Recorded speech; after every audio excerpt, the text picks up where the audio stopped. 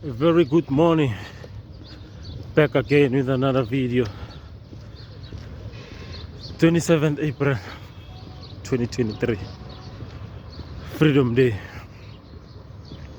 The question is really Freedom Day worth celebrating? I don't think so. We're living in tough economic times. There's a lot of inequality,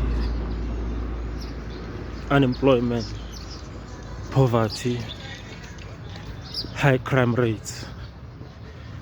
29 years later, 1994, it was a new dawn. We were so hopeful for the future, but sadly, now we find ourselves with this predicament of the economy in shambles, load shedding, a whole lot of problems after a problem. I was actually looking at some stats.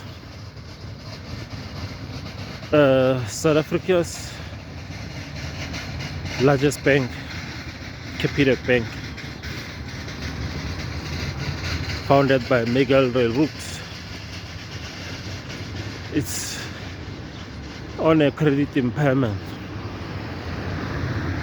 meaning that its clients, as it has 20 million clients, and 45% of those clients are approved for loans.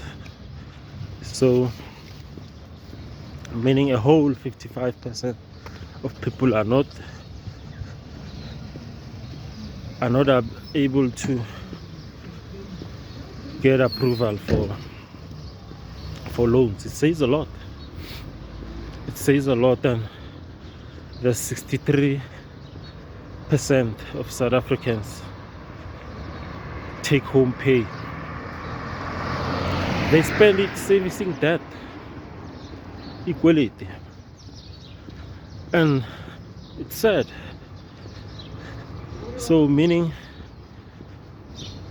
South Africans, they no longer have that spending power, money they're gonna use to go to restaurants, buy new cars. The money they get now, it only goes to basic things. And what it does now, it affects the economy. The economy can't grow. This high inflation is also killing us. Imali lena isana value. Mawuphethe 1,000 rand, isana value like before. It's bad. When you look at ANC, the corruption, it's sad. People fought so hard for this freedom, but still not free. We're in debt, or in poverty, don't have jobs, the youth doesn't have jobs, the SOEs are crumbling down. Just look at the story of post office. It's sad. It can't even pay SARS, can't pay pension fund, UIF, and they being put on provisional liquidation, while at the same time private companies like Popusnet or Pepsi, which falls under Pep and Pepco, Christovisa, they're thriving. Is it intentionally done to damage these SOEs? Eskom, SAA is gone. Is it really capitalism at its best? The monster, as I call it. Because we're living in this capitalistic world where money is on a few hands. It's sad also for this country. We find ourselves in a situation where a numerical minority has a cultural majority.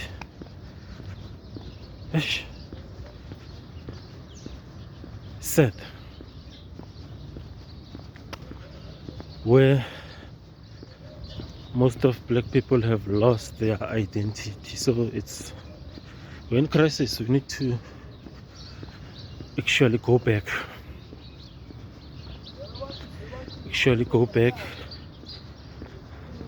And look at history. Where did we go wrong? How can we fix this current situation we find ourselves in? It's not a good situation, it's bad. I feel sad for also the generation that's coming up. The way things are in this country will end up people starting to revolt. And remember the July unrest? I'm scared that might happen again. Because people don't have jobs, people are hungry. While a few elites are benefiting and their children are studying in the most prestigious schools, they stay in the suburbans, while the masses still find themselves in the townships, marginalized, no houses, no infrastructure, no running water. It's bad. We actually need to pause and reflect as a country and look ourselves in the mirror. And these leaders, they must actually look at themselves in the mirror that they fought for this freedom. Now it seems like they're losing it. And one thing that people don't realize is these guys, maybe these leaders, maybe they need therapy. Most of them, they were in exile fighting this apartheid government. Maybe they're still traumatized, they need therapy. And another thing, this is the message now to the pastors, prophets, church leaders, Sangomas, traditional leaders, that actually, instead of them bashing each other on the social media, fighting, they should come together and devise a plan on how they can cleanse this country. They can cleanse South Africa. So many lives are lost here in this country, but nobody seems to be speaking about the spirituality element. There needs to be a serious cleansing.